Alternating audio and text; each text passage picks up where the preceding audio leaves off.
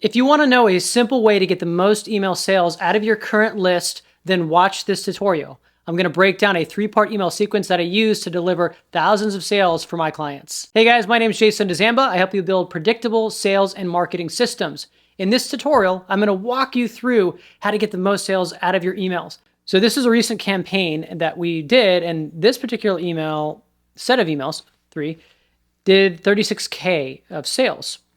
Now, depending on who you are, that may be a lot, that may not be a lot. So just a little context here. This is a rinse and repeat template that we use and do this in multiple locations. So this works really well for businesses that have a large database. This particular location has an 80,000 database, so it's relatively good. But we found that we do a 3-part email sequence that we can run as an automation, and then it delivers results, and we change it out every month. So this is one example. I just want to show you the little social proof of the results here for this one. Got hundreds of these to show, but let's dive into this particular one. Okay, so I'm going to open it up. Now don't get scared away by, oh, what does this look like? My thing looks different. So I'm going to break down the anatomy of this, and then we can understand how it works with your platform format. Doesn't matter. Okay, so a few things. There are 3 parts to this email.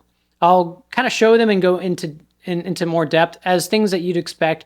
There's a subject, there's preview text, and then there's content with an offer. Okay, there's 3 of these. They all look very similar. 3 separate emails. Okay, just want to show you that before we get in. There's nothing fancy here. It's just 3 emails.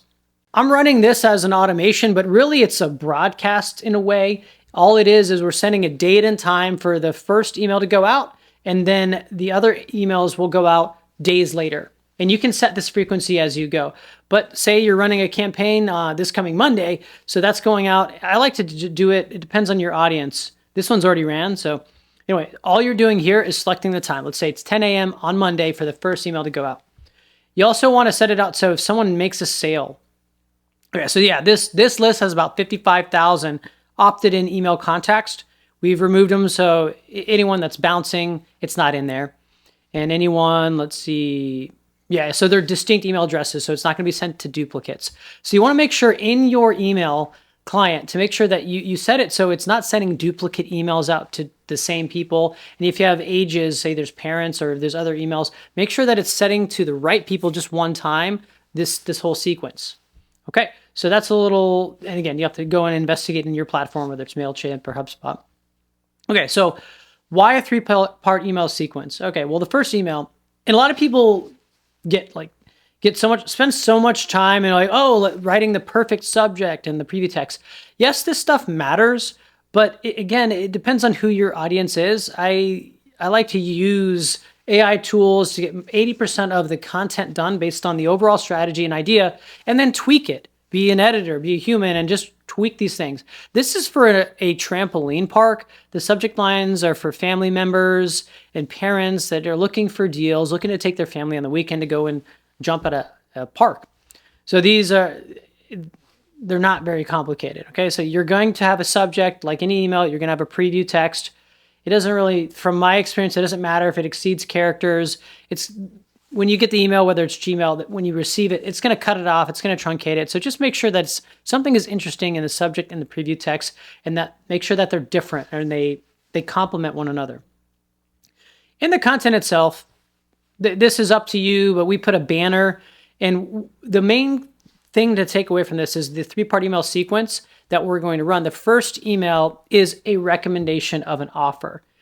And you can have this banner, whether you want a banner or not, you can have it there, but just make it match the offer. Make it something interesting and eye-catching. Got a headline here, and then a very simple message. Very simple message. This was previously for a New Year's event, and it has one call to action. And that's important. This call to action goes to the place where we want the customer to transact. There's nothing really fancy in here. If you click the banner, it goes to the same spot. So that's what I tend to like to put 3 hyperlinks in there.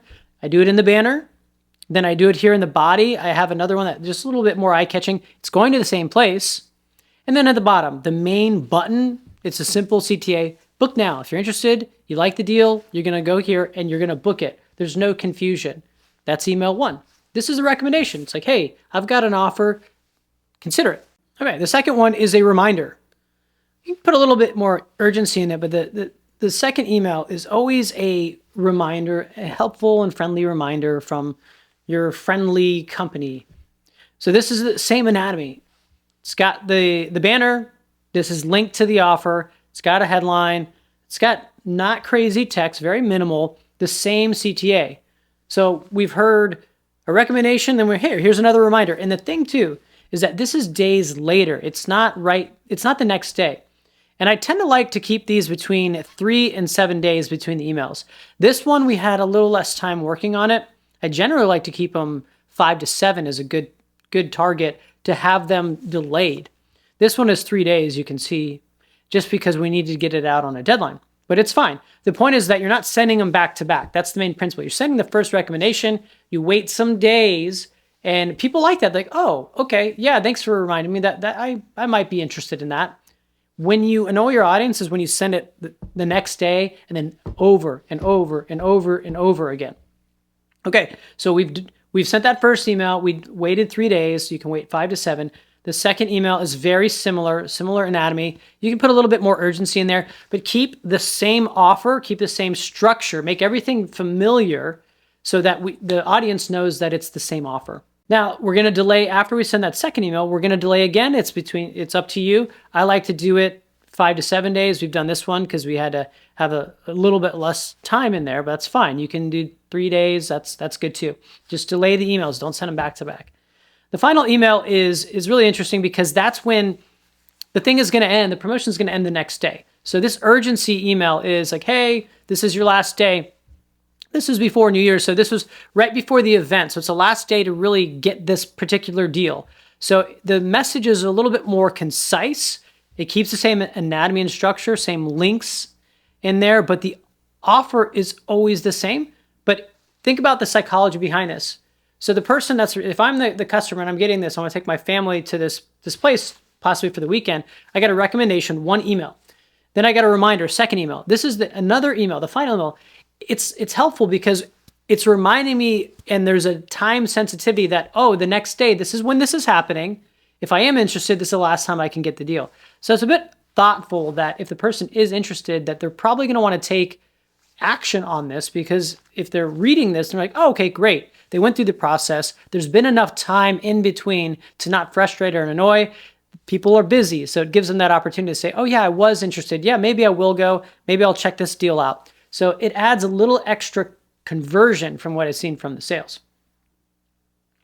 You also want to make sure that if someone, and this is through your particular email, you're going to have to figure this out on your own. If someone transacts early, it ejects them from this sequence. You don't want to keep sending it to them if they've already purchased the thing. You don't want to send them a second email or third if they purchased on the first. So when they, make sure that's an event-based automation that's set up, that when they make the purchase, then they're out of this little funnel.